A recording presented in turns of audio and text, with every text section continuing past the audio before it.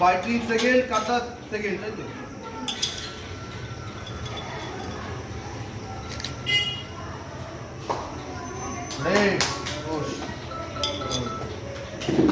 একটু ঘুরিয়ে নিয়ে ওটা।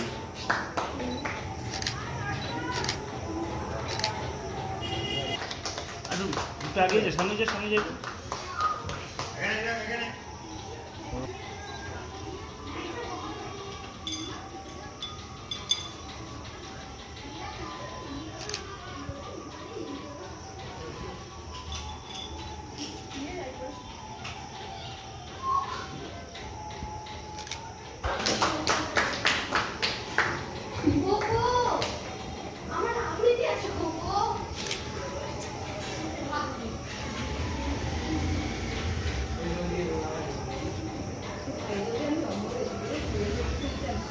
ন্যাশনাল ক্যারাটে প্রতিযোগিতায় সাফল্য অর্জন করল দক্ষিণ দিনাজপুর জেলার গঙ্গারামপুরের 5 প্রতিযোগী।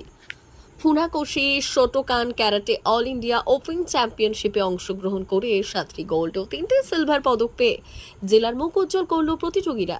শনিবার একটি অনুষ্ঠানের মধ্য দিয়ে সম্বর্ধনা প্রদান করা হলো 5 প্রতিযোগীকে।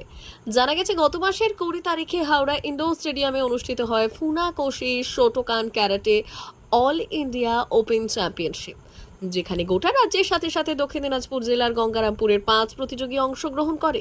প্রতিযোগিতায় অংশগ্রহণ করে এবং ফাইটিং ও কাতা দুটি ইভেন্টে 7টি গোল্ড এবং 3টি সিলভার পদক অর্জন করে প্রতিযোগীরা। তাদের এমন সাফল্যে খুশি গঙ্গারামপুর তথা গোটা জেলাবাসী। শনিবার একটি অনুষ্ঠানের মধ্য দিয়ে 5 প্রতিযোগীকে সম্বর্ধনা প্রদান সহ সার্টিফিকেট তুলে দিলেন ক্যারাটে প্রশিক্ষক সমীর দত্ত। আগামীতে এই 5 প্রতিযোগী ইন্টারন্যাশনাল ক্যারাটে প্রতিযোগিতায় অংশগ্রহণ করতে মালয়েশিয়ায় যাবেন বলে জানালেন ক্যারাটে প্রশিক্ষক সমীর দত্ত। 20 তারিখে আমাদের টুর্নামেন্ট ছিল। স্টেট থেকে 15 জন স্টুডেন্ট পার্টিসিপেট করেছিল স্টেটে, যেটা ডিসেম্বরে ছিল। সেই স্টেট থেকে যারা পার্টিসিপেট করেছিল তাদের মধ্যে 5 জন চান্স পেয়েছিল ন্যাশনালে। তারা পার্টিসিপেট করেছিল হাওড়াতে। সেখানে তারা খুব ভালো পারফরমেন্স করেছে। তাদের মধ্যে 4 জন পেয়েছে ফাইটিংয়ে ফার্স্ট প্রাইজ, 1 জন পেয়েছে সেকেন্ড প্রাইজ, কাতাতে পেয়েছে 3 জন ফার্স্ট প্রাইজ, 2 জন সেকেন্ড প্রাইজ। কি বলবে এই সাফল্য নিয়ে?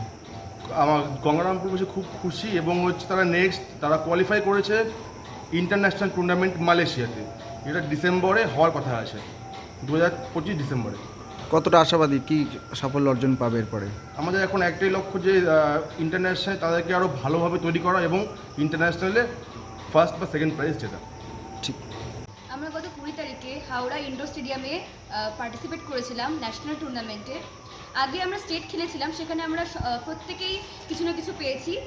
সেকেন্ড ফার্স্ট পেয়েছি, তারপরে আমরা ন্যাশনালে চান্স পেয়েছি।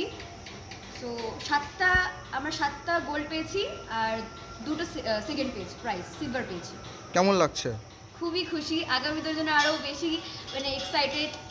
এরপরে আমরা ইন্টারন্যাশনাল খেলতে যাবো, যেটা হচ্ছে মালয়েশিয়াতে ডিসেম্বরে, যেটা অ্যারেঞ্জ করা হয়েছে। কতটা এক্সাইটেড তোমরা? প্রচুর এক্সাইটেড। কতটা আশাবাদী, কতটা সাফল্য অর্জন?